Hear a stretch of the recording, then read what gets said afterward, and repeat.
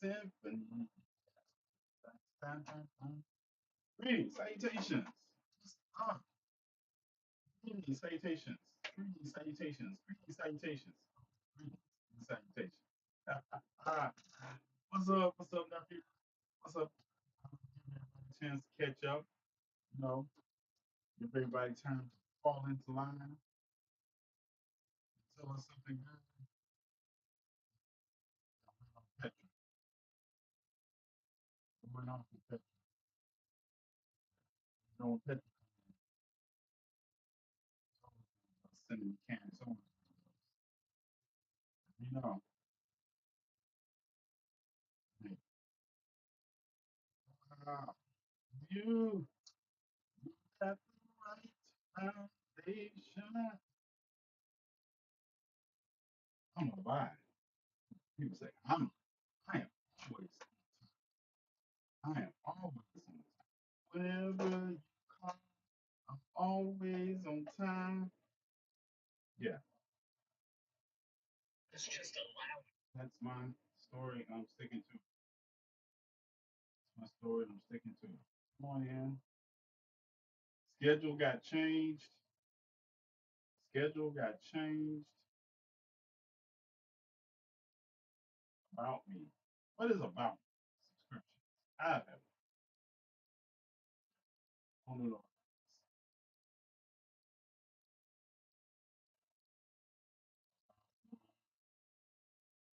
It's all about me tonight. I won't stop loving you. It's still my move. It's still my. Ah, believe in yourself. Hey, brother T, love your content. Thank you. Thank you. Welcome. Yeah, give everybody a chance to get in. Welcome to Conversations with T Nathan. And I'm back.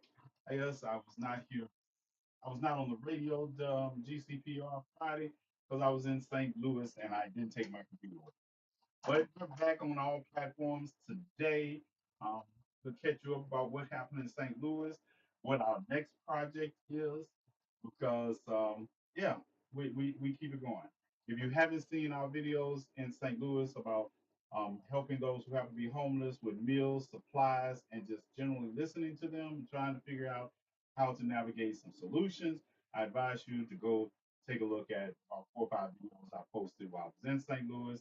And if you have any questions, I thought you were sitting in the dark singing. I was. It's not dark, but good to see you back, even with so much work still to do. Yes, yes, always. Don't remind me. I know y'all seen my video. Criticizing just that. Coming in some kind of way already. Yeah. So greetings, salutations. We're back on the radio. I did go live on here on just this platform from my phone while I was in St. Louis. But even when we were out in the streets, we went live, we passing out supplies. But we're back on our platforms tonight, and we are back on the radio. So yeah, hi everybody. Long time no see. The nephew Robert. We have a lot to get into, and any questions. Um, and if you know me, you know the work is not ever done. So we're moving to the next phase. I said the next city we're planning to go to is Memphis. We're going to Memphis, but it's getting cold, and so we're doing the coat drive for those who have homes. Now, let me stop you. Unless you're going to send me, don't. I'm not a storage unit. So people be like, and I don't like giving out my address, and I don't spend money on large post office boxes because that takes away from the money we just be spending on those who happen to be homeless. So if you don't trust me enough to send me donations to buy coats with, I'm not taking donations of coats because we're only doing new coats. Also, we're not doing used coats. We're doing new coats. So we'll be buying as many new coats as possible for those who happen to be homeless coming up in the winter months. And that's just the way we do it here. That is the way we do it. I wasn't. It wasn't. Oh no, I know town. Just for you. I was just for you. I know what you. I know each other too long. Know each other too long. I'm just like playing with you. But this is the thing, right? Like I said, we're not doing.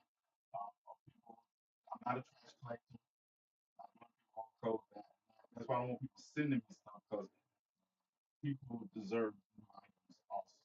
And I am not your personal garbage collector because you just want to see stuff out your pantry, out your house, and have holes in it. I don't know. But yes, we'll be doing coats for those who have been homeless. Next trip for those who have been homeless will be um, Memphis, and it will be as soon as possible. It's all dependent on the collections we take. See, I would like to get there. I mean, sometimes no, but we'll see. But we will be passing out coats regardless. Doing coats regardless. So that's it. When does that happen? So when does that happen? So, which one, the coat drive or Memphis? Because the coat drive is starting now. We're collecting money for coats now as it starts to get cold, so I can. Because I also have to go out and I'll be getting people's sizes and making sure we get them a properly fitting coat. Um, I, it was when I was in St. Louis.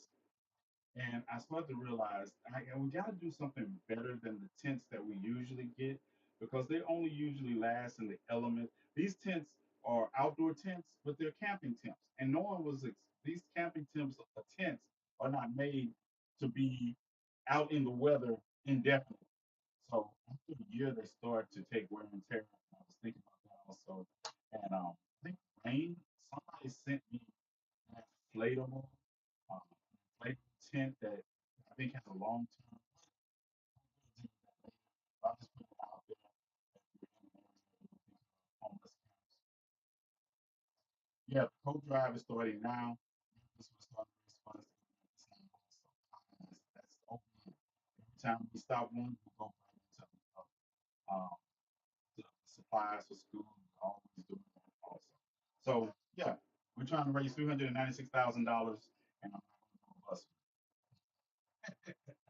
Listen, I and just think if we did have raised that kind of money that these people on this app be raising, telling you all they're going to do things and never do them.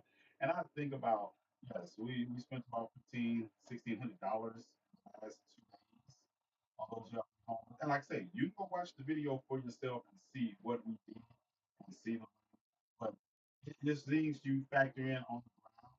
Like I didn't think about I thought about the hand sanitizer, but then I found a supply of hand sanitizer that you can keep with you and how important that is to people. Oh, we did that. So we do a lot on the ground too because we adjust it to the needs of the people we're trying to help. And depending on where they are, depends on the help.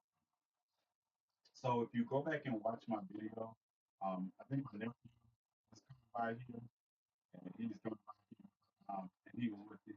It was just the two of us. A lot of people said they would come and they would show up and yada yada yada. And no, it was just the two of us and his father um, helped a lot, helped a great deal because he helped a great. Deal. He went into the neighborhood where storms had ravaged the area and partnered with them and passed out supplies to those people also. So So you're not going to speak on who the hell is that? Who are those people? Are they homeless? Or they happen to be homeless? They run for political office? Who, who is Myra and Big G? Who is that? Is that somebody that has anything to do with any areas I'm concerned about? Anybody want to? What's up? What's up, Slick?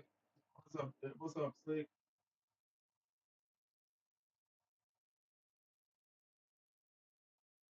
Sorry. I'm so sorry. Yeah, I'm sorry. Yeah, because I don't know. I don't even know what. Tam? Tam. Tam. Tam. Somebody give. Yeah, this live is we talk about social justice issues and how what we would need to do. All right. Yeah, thank you. Thank you. I don't know who those people are, and that's probably very telling. God bless you. And your support I thank you. I wish I could have done more, and we will be back. I will be back to St. Louis. because man, St. Louis to be such a small, large city, with disproportionate number of homeless people there that we saw and met. I was like, if you look at where we were, we went to three locations, right? And that we didn't even put a dent in. Um, we listen to people and the things they need are so. And the thing about it is, we can solve homelessness. If we have to do it one state, one city at a time, we can solve food insecurity. We have the ability, and we can't depend on our government to do it. But I need more help. We need more help. We need more people. We need more help. We need more people. Um, yeah. So, and like I said, when I was getting ready to go out, I'm looking out the window, and I see this large campment with like 50 to 70 tents in it. And I was like, I didn't even get over here. I didn't even get over here. We fed. Like I say, you go watch the videos for yourself. You don't have to listen to me. I wish you would have came back alive while we were out. But yeah, and those, like I say, crazy. I know some, and I understand people don't, but I just want to give it up for Gracie. Those cookies were great, and the cookies alone just lifted. Homemade cookies were lifting people's spirits. They were like homemade cookies, and they were just lifting people's spirits. Um, Listening to people get the meal that they hadn't had, they wanted things they wanted that I thought, was so simple, but they wanted. So we got what they wanted. As you can see in the video, we actually went to a store. The first day I got there, I didn't plan to do a meal the first day I got, although within 30 minutes of being there. But within an hour of being there, we were at a grocery store, buying stuff to be sure. So my lady told me the story when I first got there, and how she went to get breakfast that morning at one of the places that are supposed to provide breakfasts for those who have been homeless, and she couldn't get breakfast because she wasn't a part of the Shamrock that they wanted you to be a part of to get a meal. Who does that? Who puts that kind of uh, incentive on meals? I got it. I did. Go to work, stay home. Huh? Before I misinterpret that, what does that have to do with you try but you can't accomplish anything? See, you try but you can't accomplish. Is that supposed to be anything or everything? I'm confused on that one. Back to doctor. I got an idea. Go to work, stay home, work. I, before, because you all know I cuss, and before I misunderstand that and start the tirade of cussing that I feel is on the edge of my lips, I need clarification for that. I need clarification for what you're implying. And then I give you a moment to formulate that clarification because I see doctor, so I'm thinking that I must be misinterpreting it, and I understand that typing typos happen.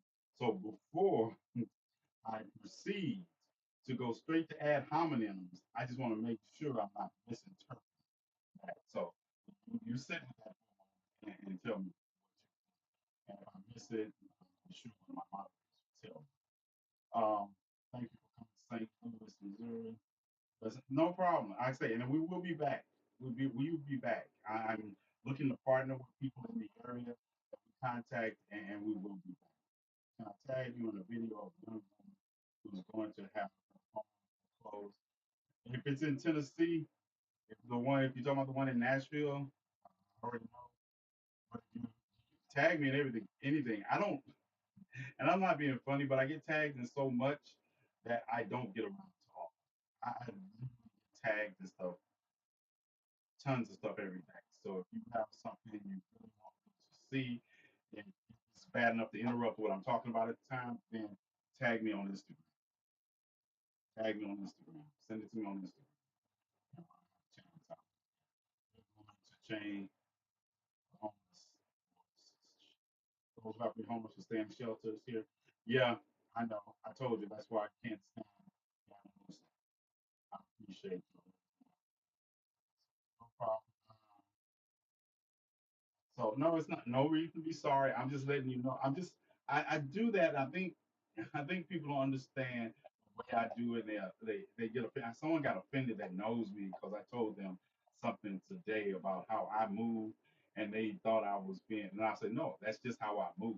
So I'm telling you, send it to me on Instagram, and it has a better chance of getting to me because I usually destroy my Instagram every year. Build another one, so I don't get inundated with messages. Once my Instagram gets too large, I kill it and start over because I can accept messages. But yeah, it's a lot. People need attention, and I get it. And just dealing with people who have my phone number, sending me messages, is like I want to. I'm trying to figure out how to clone myself, and just because of them. So yeah, send it to me on Instagram. If you know somebody that I know directly that has my telephone number, that works even better. Yeah, work, home, sleep, and repeat. Bottom line. On what? Somebody tell me who that is. Some One of my moderators send me their page so I can look at it because I still think I'm misinterpreting because I'm wondering what the fuck that has to do with helping people. See, I'm about to get there. I'm wondering what the entire fuck does any of that have to do with what we're talking about helping. Because if you want to be introverted and stay your ass at home, then you do that. But right now, we're talking about how to assist people that need assistance. And if that is not what you are doing or want to talk about, I'm going to ask you to find the door so somebody finds the door for you. Okay? Do we understand? Because I'm not the one, the two, or the three. All right? Now, there's some things I want to talk about. Staying at home doing nothing. And that's a segment. Some things I want to talk about. This weekend we had the president of Ghana speaking before the UN, and I'm going to talk about. I got on the horse, and y'all know when I get on the horse, I get uh, on the horse, right? But I want to talk about the president of Ghana's speech, and I was going to play it in its entirety.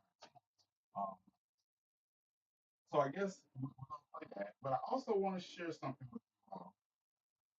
And those of y'all who know me know I was born 1967. I was born in 1967.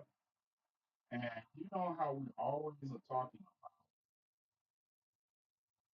about how things are so long ago. So long ago. Oh, that was so long ago. You always have to hear that.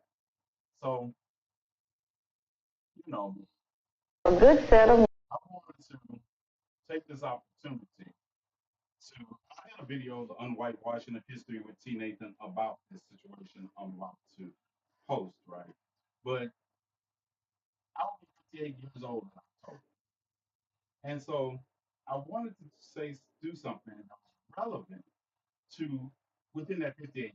You know, we always hear people that don't want to talk about the history of this country always saying, oh, that happened so long ago, or that. And I was like, so I thought I'd go get their mother or their Mima, and we would look at the attitudes that were pervasive in this country in the year I was born. In the year I was born. And let that sink in. So let me turn this on. Let's turn this off. And let's listen to Mima. Are y'all ready? Let's listen to Mima. And remember, this is America, the year of my birth. A good set of Negroes here, and they don't want to be disturbed. They really are. I have one that I just love. She nursed my children for about 6 years, and I wouldn't have her want for a thing if I found out that she needed something. And I was right amused when my daughter from Arlington, Virginia came down. She was one of the children that Missy had nursed. And I got my son to drive us out to see Missy. And she had also nursed him.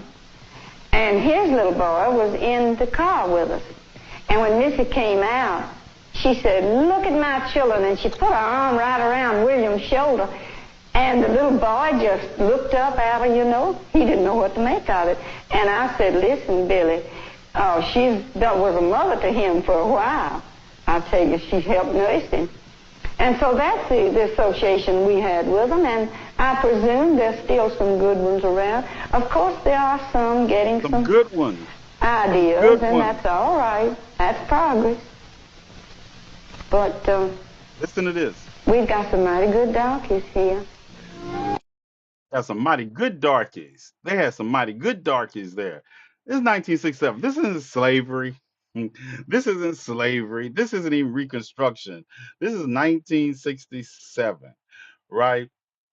We had some good ones. And this is what I tell people. This is somebody's grandmother, possibly even somebody's mother that's alive today, right?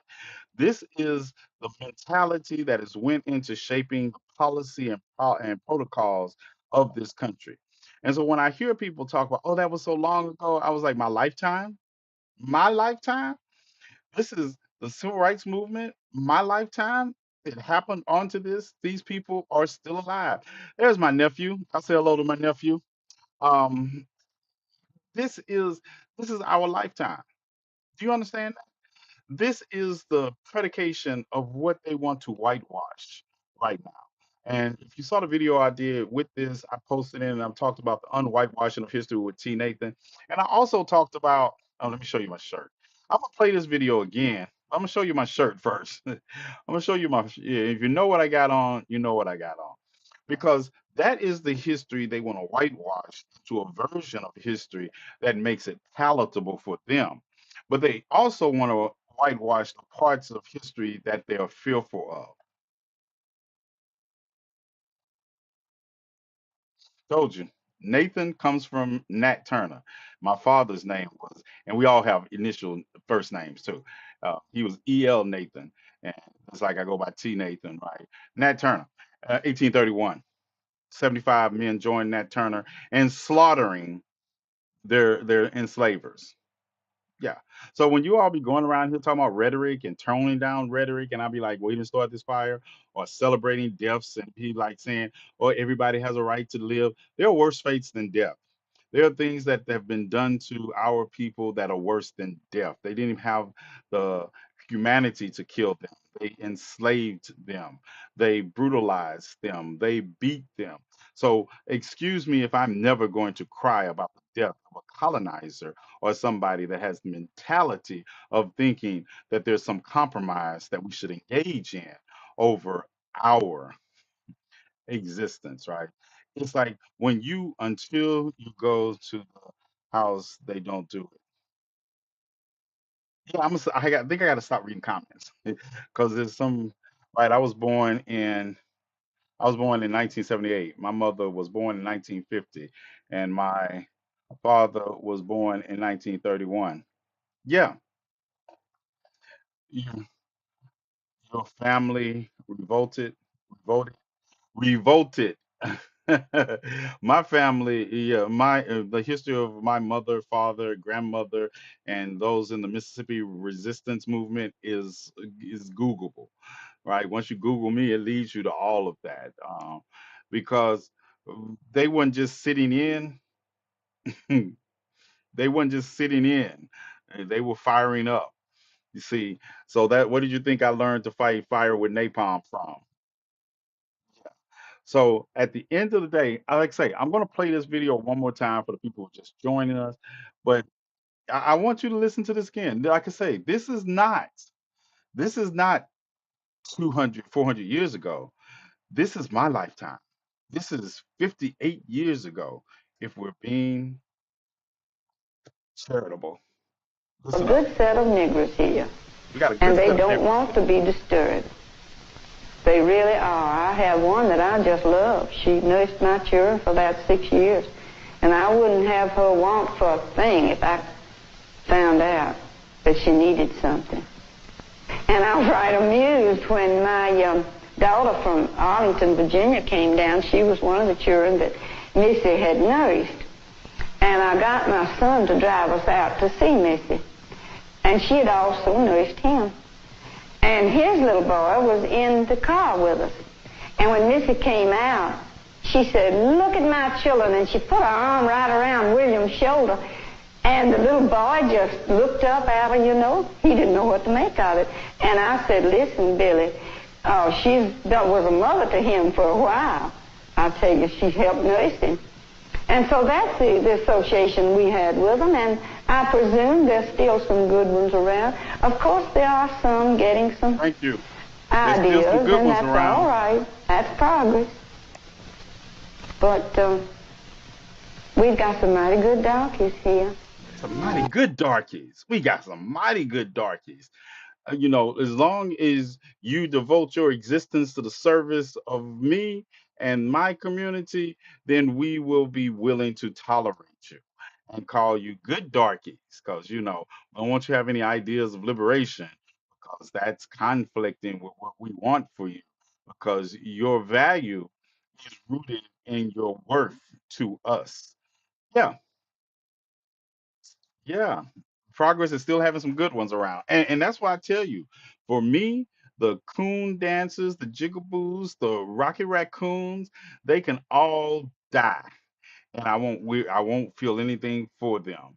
All right, if you all are in the place where you all are looking for compromise with our oppression, then you're in the wrong place. I don't make any apologies for it, and it's not going to change tomorrow because I wake up and have an epiphany. I am who I am now. I am who I am going to be tomorrow as far as it comes to fighting for the liberation of marginalized groups of people, black and brown people, and women. Let me, I will fight for you too. But I will not fight for you if you're going to sell out your proximity to white men to be a racist or a bigot. Then you deserve everything they get as being part of that reciprocation. Now, do we have any questions? Definitely on insanity, trying again and again, expecting the same result. See, no, the thing is, I guess y'all are operational insane. Was I stick with results that worked. Nat Turner had a good idea, just didn't have enough people to implement it. But if I look to race. My objective in life is to end racism and bigotry, and I realize that some of that is not going to end until we end racists and bigots. We can work our way through implicit biases, but people who choose and racism and bigotry is not caused because people are ignorant. I know a lot of ignorant, stupid people that are not racist and bigots because of that. Racism and bigotry is a choice. And once you choose that racism and bigotry and to act in accordance with it, you have marked yourself as diametrically opposed to everything I stand for. And if you got hit by lightning, I will be celebrating the photons and electrons that got together and made that lightning and the situation that led to you being struck by that lightning. Yes, I will. We're going to stop splitting the baby and compromising. Yeah, because all compromise kills the baby. When you split the baby, you just killing the baby, and we've been doing that for too long. So it's unapologetic in here. Yeah, thank you, Tam. I'm not, I got your message. Yeah, thank you. Um,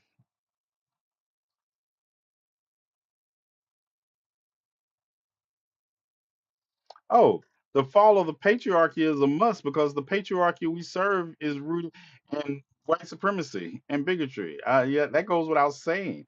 It's not. It's not the fall of the patriarchy because we're just. If you sit around and wait on the patriarchy to fall, it's never going to fall. It's the intentional dismantling of the legs of the patriarchy to make sure it falls. It's the understanding that the system is not broken. It is working exactly the way it was designed to work, and as long as you all are trying to do anything but break the system, you're just complicit with the system. Now, having having gone over that, you all know that this weekend Benjamin Netanyahu spoke at the UN, and a couple of people walked out on him. A lot of people, but the American delegation stayed there. But while you all were focusing on Benjamin Netanyahu and what he was doing, the president of Ghana also spoke. And let's take a listen at what Agradecer he said. al presidente jefe de Estado y de Gobierno de Gabón. Escucharemos ahora al excelentísimo John Dramani Mahama, presidente de la República de Ghana. Ruego a protocolo tenga a bien acompañar a su excelencia, a quien invito a dirigirse a la asamblea.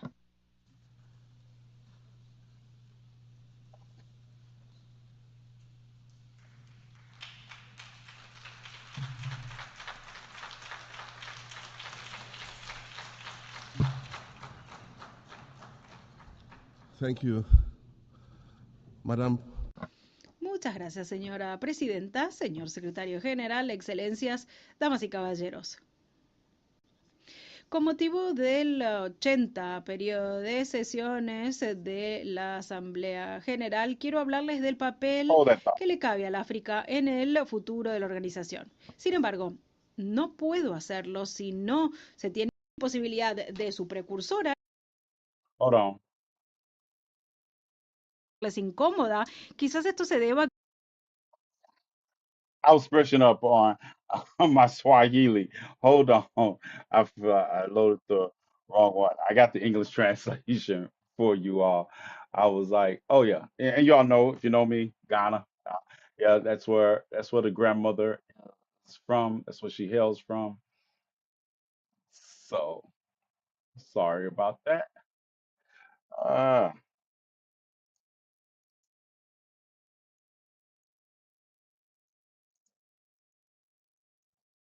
I haven't taken that class.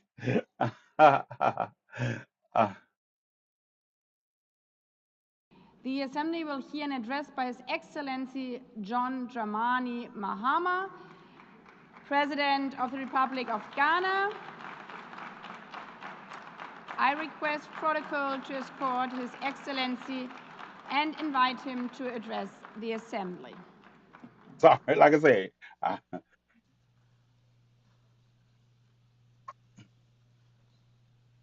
yeah, yeah, yeah.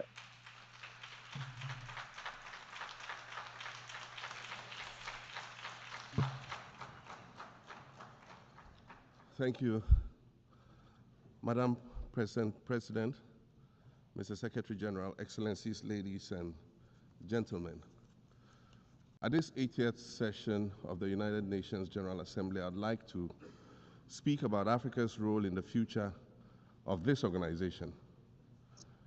However, it's impossible to do that without first considering the collective role that Africa played in its founding, which was small and relatively insignificant. Of the 51 member states involved in the founding of the United Nations in 1945, only 4 were African: Only 4. Egypt, Ethiopia, Liberia, and South Africa. And at the time, South It is Africa was an important to point apartheid out state. that the United Okay. Nations came into being in the aftermath of World War II because of the inability of its predecessor, the League of Nations, to avert a large-scale global conflict, which had been its guiding purpose when it was founded I'm in trying not to do 1920 commentary. at the end of the First World War. Out of the 42 founding member states of the League of Nations, only 3 were African: Liberia, the Union of South Africa, and Ethiopia. Egypt was to join later in 1937. Africa's overall participation in the organization's founding was minimal and relatively unimportant. That's because before all the other talks and meetings, representatives from a group of 14 nations gathered in Berlin for a series of discussions that began in 1884 Hold and on. which led to the partitioning and formal colonization of the African continent. Hold on. Hold on. What you say, Doc? You can never look forward if you're always looking in the past. You mean like you all celebrate the Revolutionary War? What the fuck you mean you can't look for? I know you can't walk and chew bubble gum at the same time, but to understand how to forge a path forward, you must understand where you come from. And keep playing. All right, y'all lucky. Doc, I got you. I got you. Which Don't. is also called I'll the cuss you Scramble out for after Africa. this. It has famously been written that past is prologue. Well, in the Eh, past, the you hear majority of the that? 54 nations that now comprise Africa You were heard never that. offered a seat at the table where plans for a new world order were being drawn. But, Madam President, as fate would have it, the tables are turning, and Africa's role in the authorship of whatever is yet to come for this world is going to be huge, and it will be consequential. According to this organization's own projections, by the year 2050, more than 25% of the world's population is expected to come from the African continent. Additionally, by 2050, 1/3 of all young people aged between 15 to 24 will be residing on the African continent. So you see, the future of this world is African. Allow me to say this once again a little louder for those of you in the back. The future is African.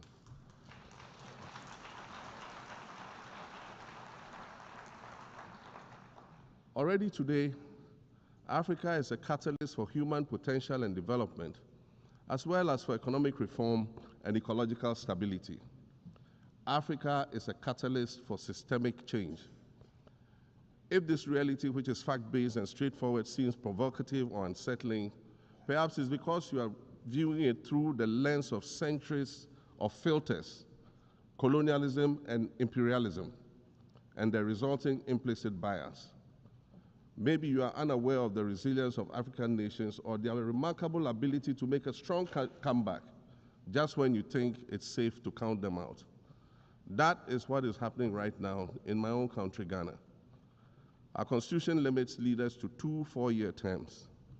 In January, I was sworn in for a second term, which, let me point out, was non-consecutive with my first term. Our currency, the Ghana cedi, was rapidly depreciating, faced with rising inflation, a huge debt burden, and low morale amongst our citizens. My new administration settled down quickly and embarked on an ambitious program of comprehensive transformation designed to restructure Ghana's economic foundation and enhance our competitive standing globally. We refer to this process of recalibration as our reset agenda. In just 8 months, we have achieved significant reduction in inflation from 23.8% in December 2024 You know what to country? 11.5% in August 2025, restoring price stability for our citizens. I want y'all to listen Additionally, our before you just currency, the comment Ghana and I cedi, start has cussing. appreciated I want y'all to considerably listen against before I other start currencies, cussing. with Bloomberg reporting it as the best performing currency in the world at one point. Our improved sovereign credit rating reflects increasing investor confidence in our economy. And our 24-hour economy initiative promises to transform our economy.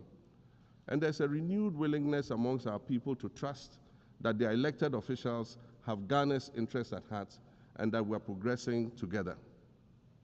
Madam President, I believe that in honor of this milestone celebration, the United Nations should also embark on a process of serious recalibration and establish its own reset agenda.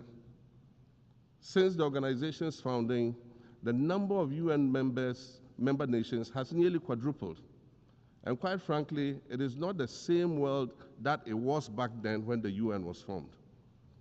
I mentioned earlier that I began my second non-consecutive term as president this past January. My first term ended in January 2017. In that span of time, 8 years, the world has changed with such ferocity. My first days in office after my return felt as though I had just awakened from a Rip Van Winkle-style sleep. Now, no, that was only after 8 years. Imagine then what it will be like after 80 years since the founding of the United Nations. In 1945, the sun had not yet set on the largest empire in history. The most common mode of international travel was by sea. The personal computer had not been invented, let alone made portable. Listen to And this man. television, a new convenience, was still in its infancy, albeit in black and white color. Relations between the US and the Soviet Union were turning frosty, with Winston Churchill declaring that an iron curtain has descended across the European continent.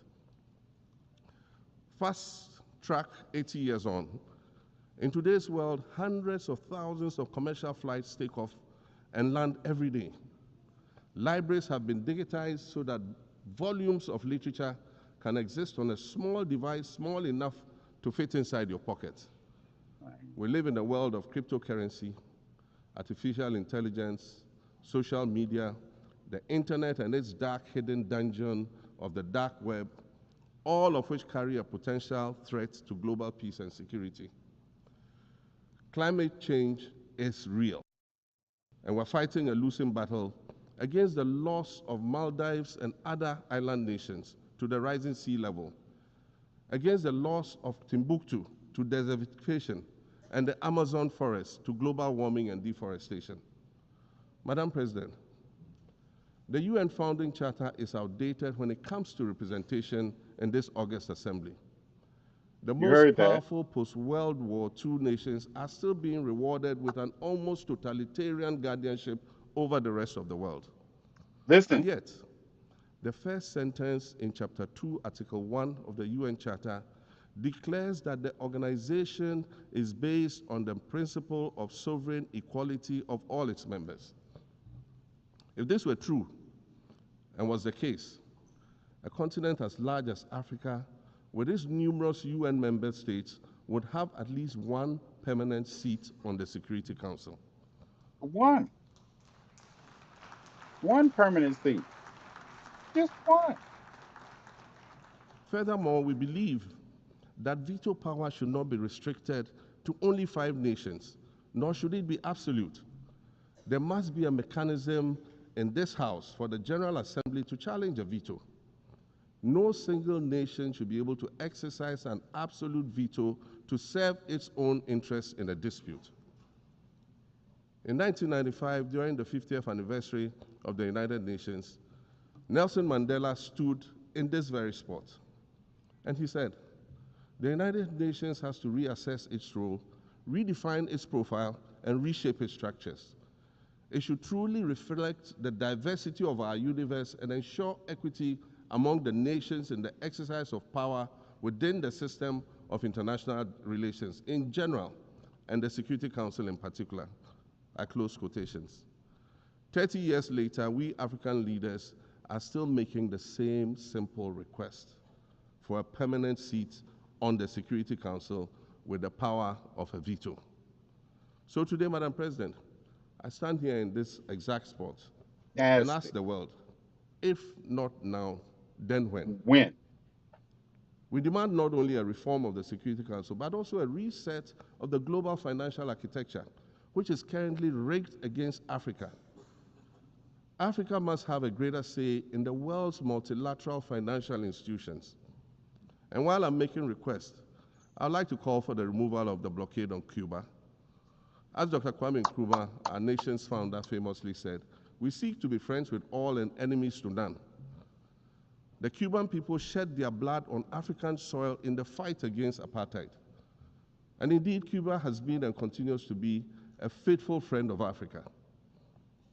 You see, the very fact that I can stand here and ask these things and say these things, and the fact that all nations can ostensibly gather here to address critical global issues, air our grievances, and express our concerns, that is what makes the survival of this organization so important.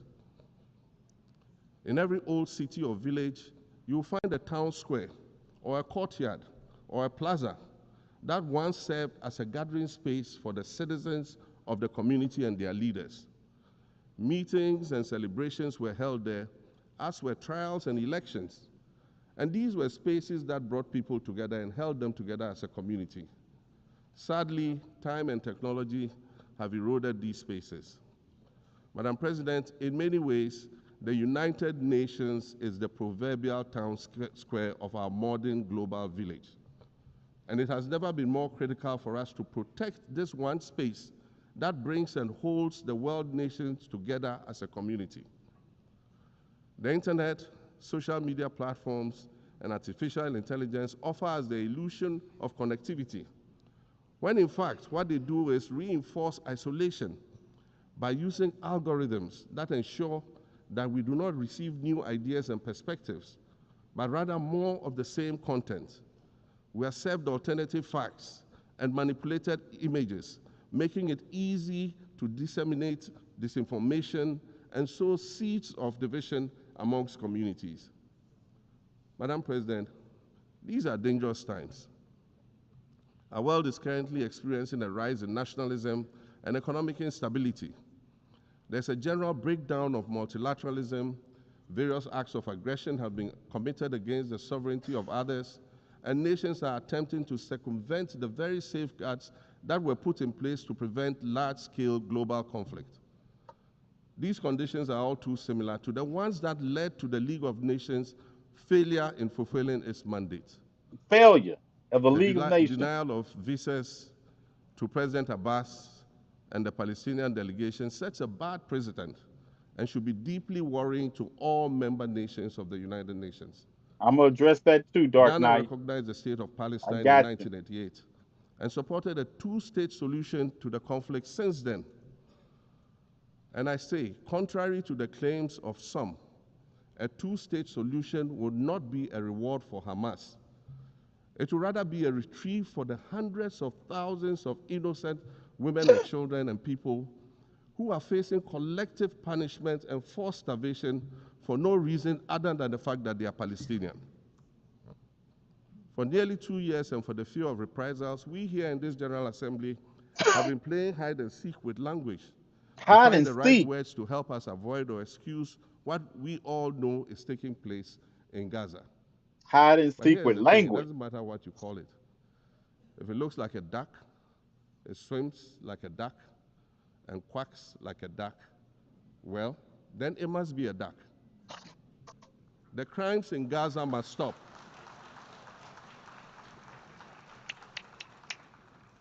The crimes in Gaza must stop. Madam President, I also want to draw particular attention to the conflict in Sudan, which Let's this get body it. has described Let's as get the it. world's largest humanitarian crisis. 12 million people have had to flee their homes. And when we speak of migration, we refer to the 12 million new Sudanese refugees, whom we 12 as a global million. community should be willing to assist in much the same way that many member nations readily assisted new refugees coming out of Ukraine. Let's dispense with the euphemisms and dog whistles and speak frankly. It is not a mystery that when leaders of Western nations complain of their migration problems, they are often referring to immigrants from the global south. But many of those immigrants are climate refugees. And interestingly, the global north emits 75% more greenhouse gases than the global south. However, the effects of climate change are more severe in the global south because we lack the resources to address them effectively. And so when the desert encroaches on our villages and towns and they become unlivable, we are forced to flee. Warsan Shire, a Somali-born prophet, a Somali-British poet born in Kenya to Somalian refugee parents, was London's first youth poet laureate. She writes in her poem titled Home. And it says, you have to understand that no one puts their children in a boat unless the water is safer than the land. No one bends their palms under trains beneath carriages.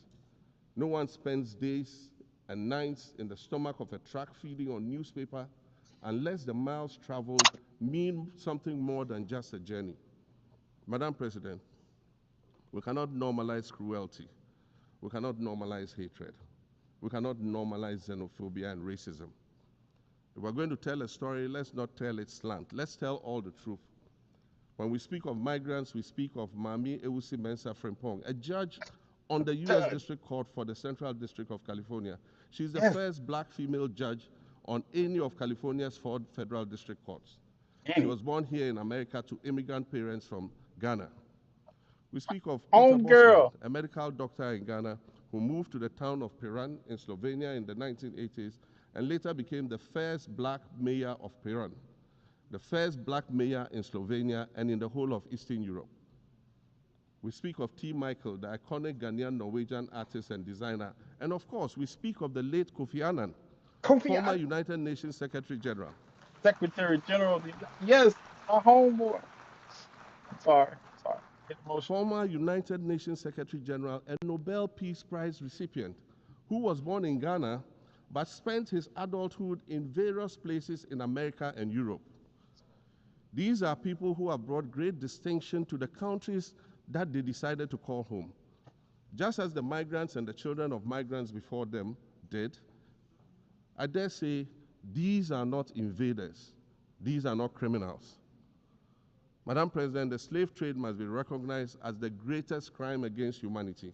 No, I can't. As the African champion on reparations, Ghana intends to introduce a motion in this August body to that effect. More than 12.5 million Africans were forcibly The taken fuck you against their talking will to? and transported to create wealth for the powerful Western nations.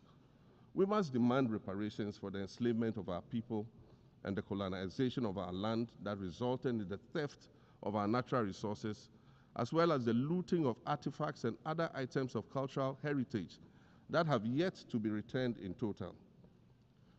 We recognize the value of our land and the value of our lives, as did our colonizers, as well as the governments that happily paid reparations to former slave owners as compensation for the loss of their property, in quotes, and that property for which they received compensation was paid referred to enslaved people who had been freed. Madam President, an increasingly insecure world is witnessing upward spending on defense budgets of bilateral partners and steep cuts in official development assistance. Since July 2024, it is estimated that there's been a 40% drop in humanitarian aid globally.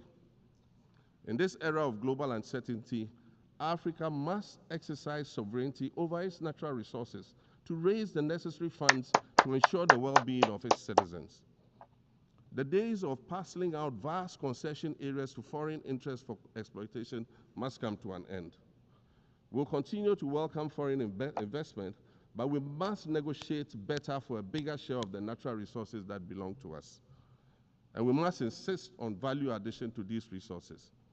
We're tired of the continued image of poverty-stricken, disease-ridden rural communities living at the periphery of huge foreign-controlled natural resource concession areas. We're tired of having people extract the most they can from us and in return offer us the very He's least by not way of muted. respect, He's unmuted. consideration, and dignity. We're tired of not being represented in ways that reveal the richness and complexity of our history or acknowledge all that we have overcome to arrive here in this liminal space of untold possibilities. Allow me to echo the Indian-American writer Arundhati Roy, who wrote, "Another world is not only possible, she is on her way. On a quiet day, I can hear her briefing." I want to add that for the sake of Africa, and quite selfishly for the sake of my 18-year-old daughter, I hope that this new world that is arriving is a place of safety and equality for women and girls. To succeed, we must empower everyone, including women and girls, to reach their full potential. In closing, Madam President, I'd like to congratulate you on your election to preside over this historic 80th General Assembly Listen to and on this. being the fifth woman to hold this distinction. I'd also like to congratulate Her Excellency Nana Jane Opoku-Agyeman on being the first woman Vice President of Ghana. Now, Now every Ghanaian girl knows the heights to which she can ascend. Words matter, but issues of representation matter even more, which is why Ghana looks forward to the appointment of a woman as Secretary General of this organization in the near future. Madam President, Your Excellencies, I thank you for your kind attention. listen. Now, listen up. Listen up. Y'all see the Guyanese colors around my throat, right? Listen up. Now, several things I want to address, right? I want you all to understand that some of you all are advocating and talk about the patriarchy and the matriarchy but you talk about it in the compact of Western civilization, right? That doesn't mean that men can't lead or women are exclusively the only leaders. See, you all are trying to replace one system of oppression with another system of oppression and just assuming that basing it off something that is the opposite of the system of oppression you're used to somehow leads to liberation. No, it doesn't. This is a prime example. Let me take these off for a minute so I can make sure you hear. Because I have several things I look in the comment section I want to address. Don't get it fucked up. There were kings and queens of Africa or a Kibulan. prior to colonization, and they served the people. What we are advocating for is a dismissal of Western civilization's patriarchal system that excludes women or others from leadership and includes all in the possibility of leadership. So don't think because you just throw matriarchy out there that you are automatically solving the problem. If your matriarchal society is rooted in the same Western colonization idealisms that the patriarchy is realized in, it just goes from having a dick to a vagina, but you're still dealing with the same system. So I want some of y'all to stop that. I want some of y'all to stop that. You throw that out there like you said something, but you haven't done the research that tells you and I was listening to him, and I know all about God. Been there 10 times in my lifetime. I know the problems it has. I know how it has changed. I know how it's evolving, and I know how it's overcoming its own. Are we still on the radio? One more minute. I'm going to finish this about Ghana, and then I'm going to log off because my international audience. And the reason I wanted you all to hear the president and I also, yes, and you see what he talks about the vice president. He talks about girls and women in the country having somebody to look up to and understanding that they too can aspire to these situations. How he says representation matters. All the things that our president never says. And this is coming from a man whose country participated in the transatlantic slave trade, acknowledged their participation, apologized, and opened their borders to those who were victims of the transatlantic slave trade to come home. Yeah, that's Ghana. Okay, that's Ghana. Second only in economic might and understanding in the regional dynamics to South Africa, a country that went through apartheid. See, and I wanted y'all to hear that because he covers a wide range. And then to get to the guy in here who was talking, um, Ghana is about as technical as any other country in Europe. Um, and that's another thing he was talking about, right? It's not the lack of like the United States. People think the United States is high on the intellectual chart because the charts were created by the United States in the 50s. And no, they're not. Ghana is higher in reading literacy than the United States. Yeah, honest higher in literacy. It's not the problem with most African countries is that they're still overcoming the colonization that took place because people don't realize colonization just didn't involve in the transatlantic slave trade of transporting humans from one continent to another for the purpose of slavery. It also involved coming into the motherland and stripping resources and claiming resources without sharing the profit of that resource to build the communities up that they were stripping them from. Therefore, why we have what's going on in the Congo, Sudan, and and how we watch the exploitation of South Africa under apartheid, and how we just get the Nigerians kicking out the French, and how other countries. People only think the only country in Africa is Egypt, but I digress. That's another whole story for another whole day. But this is what we're talking about when we talk about a continent getting together by South Africa and Ghana and kicking Western civilization, Western countries out that are there just to exploit.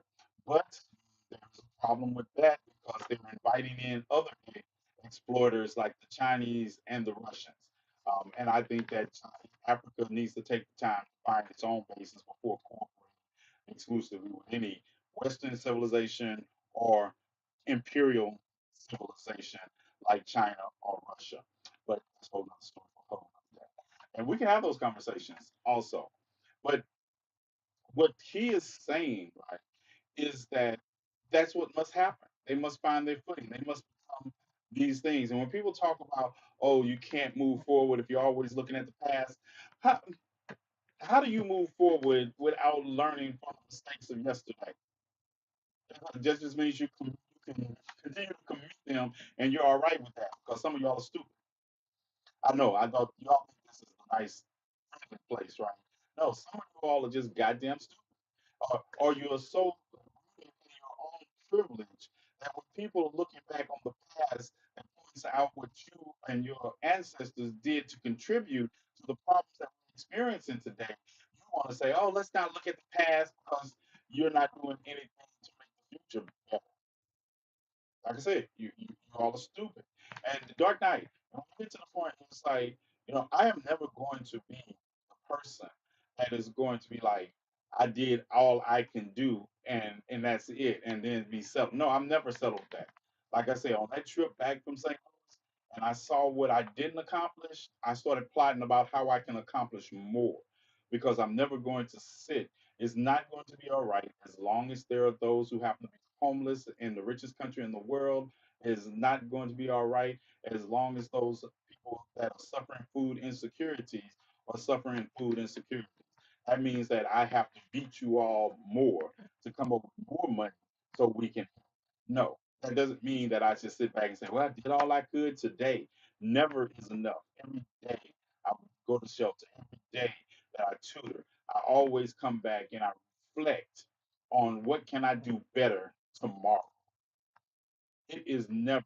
And I think some of you all get it fucked up because then you all say, oh, and it's nothing that gets me fucked up is when you all say, oh, it's interesting. It's so nice to see you happy and not mad. Number one, I'm not mad. It be killing me when people say that because you equate being serious on a topic with also not having joy. I have a joyful life. I have joy in my life all the time. And that's what motivates me because I want other people to have that joy. I want them to be able to not have to worry about where the next meal is coming from. I want them to live in a household where people tell them on a regular basis that they love them, show them. I want everybody to have that as the bare minimum. So I don't do this because I'm miserable or any of those things. I do this because I want people to experience the same joy that comes from not having to worry about having a roof over your head or having people in your life that support you or knowing where your next meal is going to come from. I can get up right now and go into the kitchen and drink lemonade. I want that for everybody. So don't get it fucked up that I am unhappy in anything. No, I want to build on that joy and share it with others. I want them to be able to share. I don't want somebody living outside in a tent with holes in it and getting pneumonia in the winter because they don't have a coat. So you all are going to help buy coats for them. And if I have to guilt you into it, if I have to beat you into it, if I have to put a shiesty on and go to houses and steal to get them coats from people who have 12 coats that they don't even wear all season, that is what I will do. And I will do all of it for you. Do we understand each other?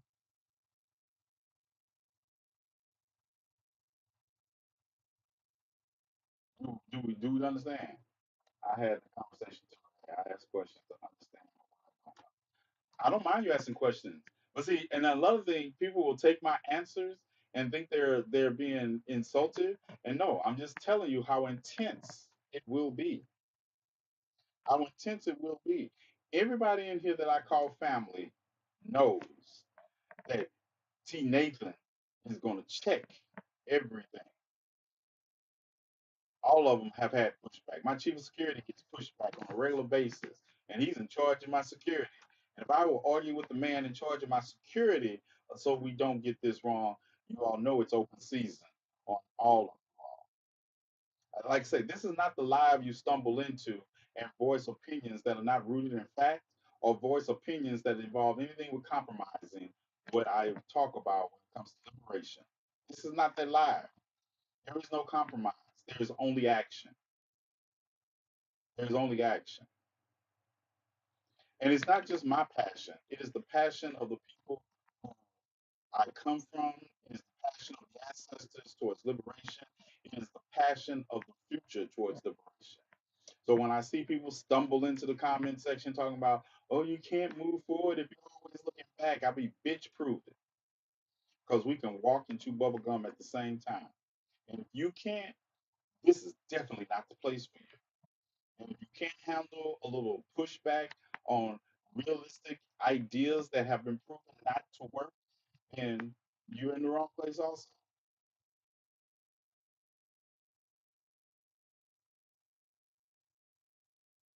You're in the wrong place.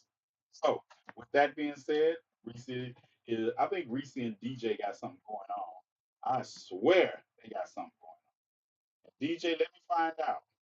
Let me find out, DJ. All right, GCPR. Thank you. I wanted you all really to hear my commentary on John McGay, president of Ghana. I want to get into some more that took place because people seem to be focusing on Donald Trump's speech and Benjamin Netanyahu's speech. Fuck both of them. Um, fuck both of them. Free Palestine. And it's always going to be free Palestine. And you all have a great night. DJ, I don't know what you got going on with my sister, but let me find out. Let me find out. Uh, yes, out. Closing all that down. Don't close it down.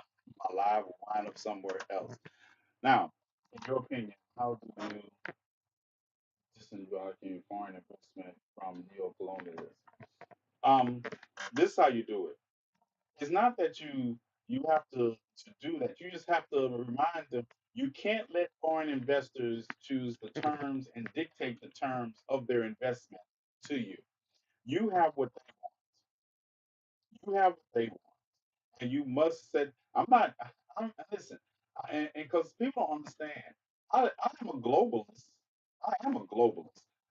We live on the same planet. It doesn't, I am a globalist. I believe in the global community. I just believe that we can't allow the Western civilization to dominate that global community with their demands. You you structure it works. If you say if you want to invest, and it's for global, and I don't think people understand that because people think I am not an isolationist. I am a globalist on the scale that we have to also determine how we fit into that globalist picture because unlike we can't lift Africa off the planet and put it in orbit by itself. That's not how this works. That's not how it works. I don't want to create a system of isolationism. I want to create a system that works for all of us that works for all of us. And that means eliminating bigotry and racism individually, and that's what we do. But then we also realize that if you can't grow wheat in your area, and wheat is a food substance that is needed for survival, and I can grow excess wheat in my area, then we grow the wheat and you do things in your area that we need. And we work on that kind of global economy because that's the only that we're going to thrive. So just wanted to make sure. Uh, I know, Reese. Reese, I told you. Let me find out. Let me find out you and DJ got something going on.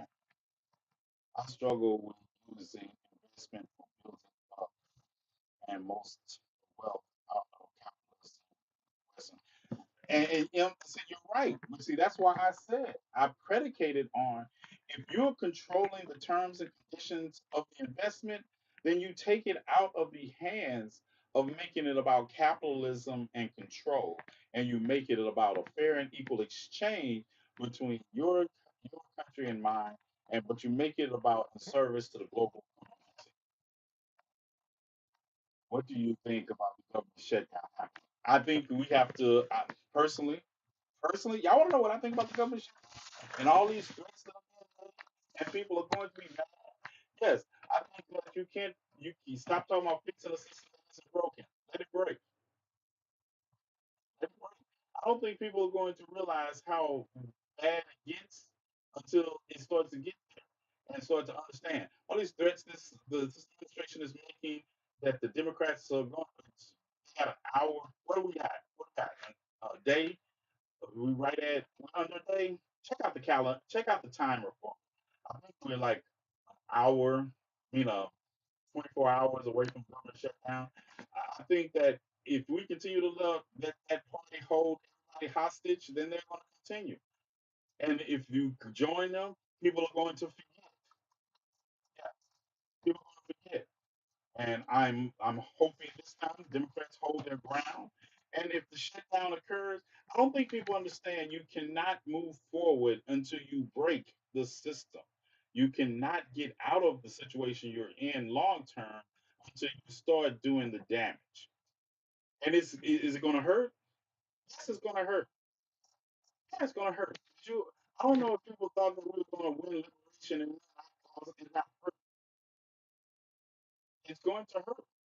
But as long as we keep putting band-aids on situations, then we keep suffering under the oppressive yoke of white supremacy. No, what happened to Dark Knight? No, no, no, no, no, no. Well, somebody needs to tell me what happened. What happened? I know you told him, Don, but what happened? I know he broke the bear. I know, but Don, I, Don, go get him. You cuss him out all you want to, but go get him because I'm not afraid of his points. He was told to stop changing the live to his. I set the standard for the live. I set the standard for the live. Whatever I choose to respond to is the standard for the live. Because if he says something I feel like responding to, because there are other people in here who have same sentiments but don't say them, then I did. He was told to stop change. I set the standard for the live.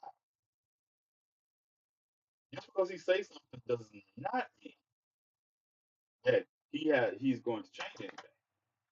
Everything I'm talking about now is in the same approach to what the president of Ghana was talking about. But anyway, you don't go get him, you just don't go get him. I'm not fighting with that big ass bear tonight. But anyway, I'm not fighting with that big ass bear. When I engage in that big ass bear, it's gonna be worth something worth fighting for. And I just told him what I think, but he's the moderator. He's the head of the moderators when Kerry's not here, so I don't have any. I just say what I said. Moving right along. For the rest of you all, for the rest of you all, understand, right, that the system is not broken. It's not broken. I know a lot of people think it is, but it's not. It is working exactly the way it was intended to. So if you want to talk about building something that works for everything, I have to let the system fall. Rachel, no, you didn't. Rachel, did you say what system? Which system? The system of white supremacy is the system I'm talking about. How, I'm not sure how to take that. Which system? What system am I talking about? I'm screaming. I'm like, did I just do a 15-minute breakdown and does it not sink in that when I talk about systems, I'm talking about the systems of oppression that are headed by white supremacy? It's not just you all think it's comprised of different systems. It's all one system. It's all one system. It's not broken. It's not broken. What do you all think I mean when I say we must replace the system that is not broken with something that works equitably for everybody? What do y'all think? Maybe that's my problem. Maybe the problem is I think that people understand the words that are coming out of my mouth. I see that a lot in videos too. I see a lot of you all, and I've been thinking, I used to think that you all were not watching the complete video before you commented, but now I'm thinking that I must be speaking another goddamn language from another planet, orbiting another star that just looks like this sun. Also, on that note, um, Atlas 31, Comet Atlas 31. Has anybody noticed we're starting to see the same kind of people on the opposite end of religion and pseudoscience talk about Atlas 3-1? They sound like the same Christians talking about the rapture. Anybody? I just, yeah. Anybody notice that? The same people, we got different people on different times talking about Atlas 3-1 is an alien craft and it's tearing probing Earth. Let me tell you, let me break something down about aliens. Aliens, if they did anything, they would quarantine this section of the solar system. They would make sure we never left this section of the solar system until we were not so fucked up. Yeah. You're a civilization and you can travel in between the vast distances of interstellar space. Yeah, what are you coming here for? If anything, you get out there and you make sure you set up barriers that we can't get through until such time as we stop being fuck boys and girls on this planet. This planet is full of fuck people, and I would quarantine it before I even interacted with it. I got those people tell it, oh yeah, it's like it's called Occam's razor. I need you all to apply it because people, oh, Donald Trump, and they're having a meeting, all the generals and the admirals about a comet. Let me tell you, if a comet is going to hit this planet, there's nothing we can do to stop it. Nothing. And we can't even mitigate it. So what you having a meeting about? I just Occam's razor. I just want Occam's razor. And if aliens come to this planet and they want to introduce themselves in ships the size of Independence Day, there's nothing we can do to stop it. So I need y'all to use Occam's razor. Just like the rapture. I need just somebody to say Occam's razor. It's like when people say that Egyptians held Hebrews in slavery in Israel and forced them to build pyramids without straw because straw made better bricks, and Egypt just wanted to build pyramids out of shoddy materials to punish people. Like that makes any sense? One, Hebrews were never enslaved in Israel. And two, if you were enslaving somebody and you want to punish them, how would you punish them? By punishing yourself by not giving them straw to make stronger bricks. Does anybody just stop and think about these things logically? Yeah, yeah, it's all of that. So that's my rant for tonight on every topic I can think of. I hope y'all enjoyed the economy's president speaking and understood what he was saying because he did this before the General Assembly of the United Nations. He didn't do it. He could have delivered his speech like a lot of other leaders from home on a big screen. He came here to tell the United Nations about himself. His reference to the League of Nations from 1914 under Woodrow Wilson's 14-point plan was phenomenal. It was phenomenal. The understanding of history, phenomenal. In that 21-minute speech, he crossed over 4,000 years of history and told you how it is accumulated and how it's going to, how that combination in the face of Donald Trump is going to lead to a future that you don't want. And if you don't want that future, you learn from the history that we have. Yeah. And is he perfect? Yes. It was a perfect that doesn't mean it's like the perfect speech is not the problem. It's the application of the perfect people. Are they listening? So what his speech put you on notice was is now it's up to us. Do you think he's straightforward in front of Trump? I think his speech was a symbolic attack, but no, I don't. I don't. But you have to understand. This is me. I be wanting to slap people in the face. So I consider a lot of things that people do not straightforward enough, but I also do understand that he is also limited because even in that, you still are have to address the fact that enough of us in this country are not rebelling enough to stop the military in this country from laying waste to other countries. Look, we're saber rattling right now with Venezuela. We're saber rattling with Venezuela. And contrary to popular belief, the United States military could wipe Venezuela off the face of the planet. That is not something that we can just take lightly. And that's the good leadership. We have to, I'm not advocating for my people to die in the face of senseless rebellion. I'm saying we must be strategically and tactically.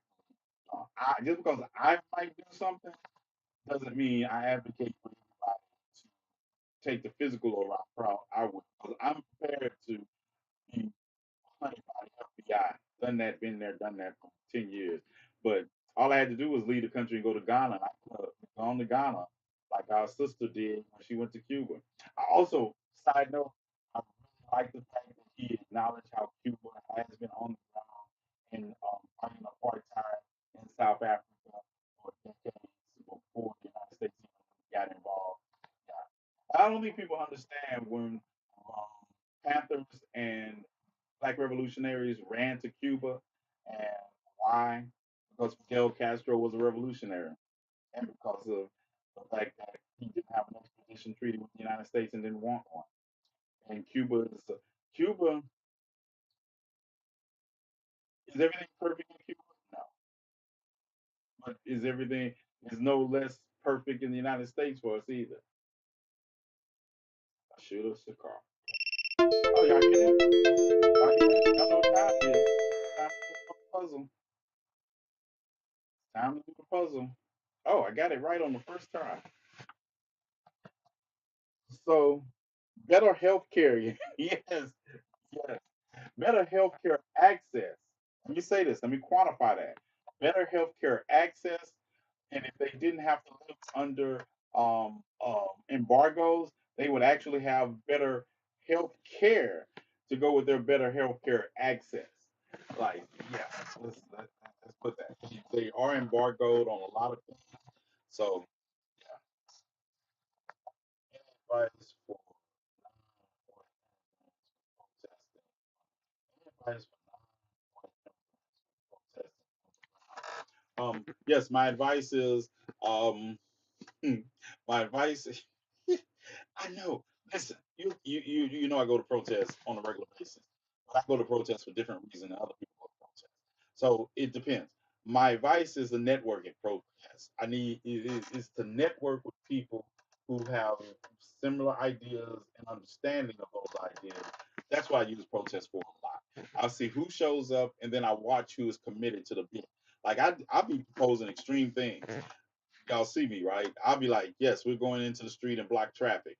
All the people that go into the street and block traffic with me, I need every one of their names. Everybody who was talking to us about, yeah, well, our permit only allows this, and this. I don't need their names because I need the names of people who are going to take actions. So that's why I go to protest. So my advice to you when you go to protest is to find people who are going to also, when the going gets rough, they're not going to run away and leave you by yourself, and then to build rapport with those people. It's not one protest should never be about losing intentionally losing your life. You should not go out there with the thought of, if I die, I die. No, you should be meeting people and forming. I can't say that word because last time I said the word sell, my life got taken down. Last time I said sell. I was like, how did our live get taken down because I said sell? And then I continued to repeat, man, don't be in that street. Craig Long, get your Craig Long. Craig Long got to stay out of the street, TNathan. You know, coming from a man that shares the same kind of background I had, you sound like the height of hypocrisy, Craig Long. You have the height of hypocrisy. What's up, Catherine? Yeah. Yeah, just because you decided to learn how to swallow the glizzy of white supremacy doesn't mean all of us like glizzies in the back of our throats.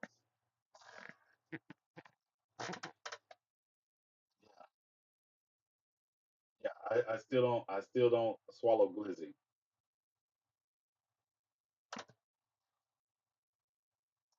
Don, he's here because he likes me. Yeah, he's here because he likes me. Yeah, he's here because he likes me. Listen, listen, let me tell y'all something, right? It, I told you, me and my chief security know each other personally, right? We were in the military. We went into the military at the same time together. We were basic together. He is. I have always been protective, and he has always been protective of me, right? And I just imagine sometimes going somewhere with him, and something happens, and I'm just laughing. The other person is like, "What?" And I was like, "Yeah, I'm just laughing at my chief of security because he's not gonna let you near me. He's not gonna. All that talking you doing, unless you're one of my children or somebody he knows." He is like, "Yeah, you can just talk from a distance." I'm like, "I'm trying to save you because if you just move this way, he gonna beat you up." You see, I had to go tell him to get Dark Knight. He didn't want to go get Dark Knight. And if he would have not went and got him, I wasn't gonna go get him in this. Hey, Dark Knight's back. Y'all don't know how big this nigga was. And I think I could take him, but it'd be like high difficulty. And yeah, I got the nope. Anyways, thanks for the tip. Right, thank you for coming. Thank you. Remember, Code Drive, that's what y'all gonna hear now. Code Drive, trip to Memphis. That's our next project. And we're gonna do bigger. We're gonna do more than we did in San Francisco and St. Louis this time because we did more than we did last time. So we're gonna keep escalating. So I might need to get a second job or DoorDash a couple of days because I can't do without you, or I'll have to do it with Shiesty. So that's your options. Either y'all can help me, or I can do it with a Shiesty. But we're going to do it. We're going to do it. Code Drive. We're going to do it. So unless you want me to put in the trunk, I can do it. I feel attacked by that statement.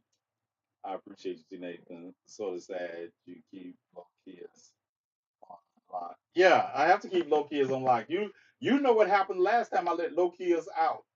I offended the whole. I got the whole cosplay community got mad at me because I'm gonna tell y'all. I don't cosplay. I just play myself. Yeah, no matter what. I always play myself. And the last thing you want is to make me half demon, half angel, and have me some powers because I'm still gonna be myself, and I'm gonna tell them fuck them.